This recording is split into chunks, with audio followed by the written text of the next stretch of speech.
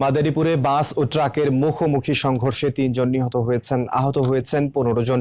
সকাল ৮টার দিকে ঢাকা-বরিশাল মহাসড়কের রাজৈর উপজেলায় এই দুর্ঘটনা ঘটে। ঘটনার পর থেকে ঢাকা-বরিশাল মহাসড়কে যান চলাচল বন্ধ রয়েছে। এতে দীর্ঘ যানজটের সৃষ্টি হয়েছে, দুর্ভোগে পড়েছেন যাত্রীরা।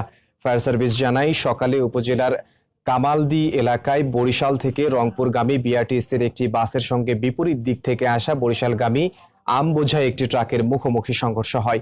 এতে ঘটনাস্থলেই ২ জন নিহত হন, আহত হন ১৬ জন। তাদের উদ্ধার করে রাজৈর উপজেলা স্বাস্থ্য কমপ্লেক্সে নেওয়া হলে সেখানে একজনের মৃত্যু হয়।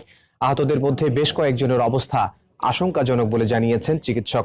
নিহতদের মধ্যে একজন রংপুরের শুভ ঘোষ ও আরেকজন বরিশালের জাকির হোসেন। নিহত অন্যজনের পরিচয় এখনো পাওয়া যায়নি।